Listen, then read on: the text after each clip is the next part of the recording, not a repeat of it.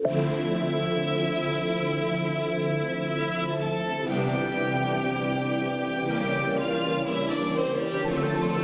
اللہ الرحمن الرحیم۔ السلام علیکم۔ رمیس دوم مصر کے فرعونوں کے 19ویں خانزادے کا تیسرا فرعون تھا۔ اس کے دور میں مصر کو حاصل ہونے والے عروج کے سبب اسے رمیس دی گریٹ کہا جاتا تھا۔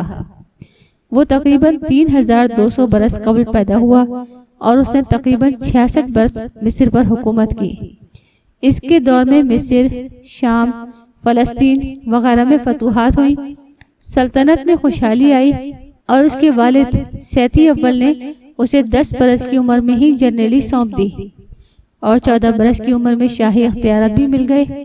تاریخ دانوں کا اندازہ ہے کہ تقریباً 22 برس کی عمر میں فرعون نے بطور بادشاہ تخت سنبھالا۔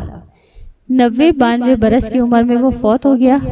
فرعون سے 1500 برس پہلے ہی اہرام بنائے جا چکے تھے۔ فرعون عموماً اپنی زندگی میں ہی اپنا مقبرہ بنانا شروع کر دیتے تھے تاکہ بعد از وفات انہیں رہائش کا مسئلہ نہ پیش آئے۔ مصریوں کا عقیدہ تھا کہ مردے کی روح بھٹکتی رہتی ہے اور کچھ مدت بعد وہ واپس زندہ ہوگی، لیکن زندہ رہنے کے لیے اسے جسم کی ضرورت ہوگی، اس لیے وہ جسم کو محفوظ کرنے کے لیے اس کی ممی بنا دیتے تھے اور اس کے ساتھ خوب مال و دولت اور کھانے پینے کا سامان بھی دفن کرتے تھے تاکہ دوبارہ زندہ ہونے کے بعد روح کو کھانے پینے کی تنگی نہ اٹھانی پڑے۔ رمیس کے وقت تک فرعونوں کو یہ علم ہو چکا تھا کہ چوروں کو دور سے ہی صحرا میں کھڑا احرام دکھائی دے جاتا ہے اور وہ اسے لوٹنے پہنچ جاتے ہیں۔ فرعونوں کے مقبرے چھپانے کا رواج ہو چکا تھا۔ فرعون نے ایک بہت بڑا سا احرام بنانے کے بجائے مصر سے لے کر فلسطین تک مختلف بڑی عمارات بنائیں اور ان پر اپنا نام کندہ کروا دیا۔ ان کے ساتھ اپنے مجسمے بھی بنوا کر لگا دیے۔ فرعون کی تعمیرات میں ابو سمبل کے مشہور مندر بھی شامل ہیں۔ ساری زندگی تو فرعون نے بہت رعب و داب سے گزاری، مگر فوت ہونے کے بعد اس کے شاہی دبدبے میں کمی آ گئی۔ نتیجہ یہ کہ چوروں کو جب بھی پیسوں کی ضرورت ہوتی تو فرعون کے مقبرے سے لے آتے تھے۔ پرہوتوں نے فرعون کی لاش کو ادھر ادھر کر دیا تاکہ چور فرعون کی شان میں مزید گستاخی نہ کریں۔ پرہوت فرعون کی ممی کی پٹیوں پر ہی اس شاہی نقل و حرکت کا ریکارڈ رکھتے رہے۔ آخرکار 1881 میں رمیس دوم کی ممی ایک پرہوت پینجیم کے مقبرے سے دریافت ہوئی۔ اس کے بعد فرعون دوم کی خوب نمائش کی گئی، کبھی کھڑا کر کے دکھایا گیا، کبھی ممی کی پٹیاں اتار کر گھمایا گیا۔ بہرحال 1976 میں قاہرہ میوزیم والوں کو پتہ چلا کہ فرعون کے اوپر اب جراثیم، کیڑے مکوڑے اور پھپھوندی نے حملہ کر دیا ہے۔ ان امراض سے ممیوں کو بچانے والے ماہر صرف پیرس میں دستیاب تھے۔ فرعون کو پیرس بھیجنے کا فیصلہ ہوا۔ اب یہاں 2 روایات ہیں۔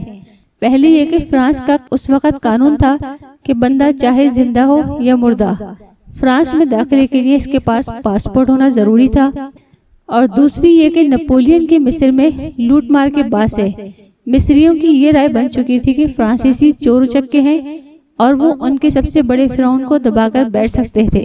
اس لیے انہوں نے باقاعدہ پاسپورٹ بنا کر فرعون کی ممی کو اس پر سفر کروایا تاکہ فرانسیسی ہیرا پھیری کرنے کی کوشش کریں تو مصری ان سے اپنا بادشاہ واپس مانگ لیں۔ بہرحال جو بھی روایت درست ہے، فرعون کا پاسپورٹ بنایا گیا جس پر پیشہ درج کیا گیا فرعون انجہانی۔ فرعون کا جہاز پیرس پہنچا۔ اب فرانس کا قانون تھا کہ بادشاہ خواہ زندہ ہو یا مردہ، اسے شاہی پروٹوکول ملنا لازم ہے۔ اس لیے پاسپورٹ پر سفر کرنے والے اس مردہ فرعون کو وہی پروٹوکول دیا گیا جو زندہ سربراہان مملکت کو دیا جاتا ہے۔ چند ماہ بعد فرعون کا خاطر خواہ علاج کر کے اسے واپس مصر بھیج دیا گیا۔ یوں 3000 برس قبل پیدا ہونے والے شخص کو آج کے زمانے کا پاسپورٹ بنا کر دیا گیا اور اس پر سفر کروایا گیا۔ اس سے پہلے بھی بے شمار قدیم نوادرات مصر سے باہر جا چکے ہیں۔ ان میں سے سب سے بڑی تعداد یورپ کے عجائب گھروں میں موجود ہے، اور یورپی حکام ان نوادرات پر مصری حکومت کے دعوے کو قبول نہیں کرتے۔ فرعون کو پاسپورٹ جاری کر کے اس بات کو یقینی بنایا گیا کہ اس کی واپسی میں کوئی مسئلہ پیدا نہیں ہوگا۔ پاسپورٹ جاری کرنے کے بعد مصری حکومت کو یہ تسلی ہو گئی کہ یہ ممی انہیں واپس مل جائے گی۔ فرانس میں کچھ عرصے تک ممی کو محفوظ بنانے کے لیے اس پر کام کیا گیا، اور پھر مصری حکومت کی توقع کے مطابق یہ واپس مصر پہنچا دی گئی۔ ہی مفید معلومات کے لیے آپ ہمارے چینل کو سبسکرائب اور ساتھ ہی بیل آئیکن کو پریس کریں تاکہ ہر نئی آنے والی ویڈیو آپ لوگوں کو فوری طور پر ملتی رہے۔ اگر ہماری ویڈیو پسند آئی ہو تو آپ اپنے دوستوں اور احباب کے ساتھ ضرور شیئر کریں۔ آنے والی نئی ویڈیو تک ہم آپ سے اجازت چاہتے ہیں۔ اللہ حافظ۔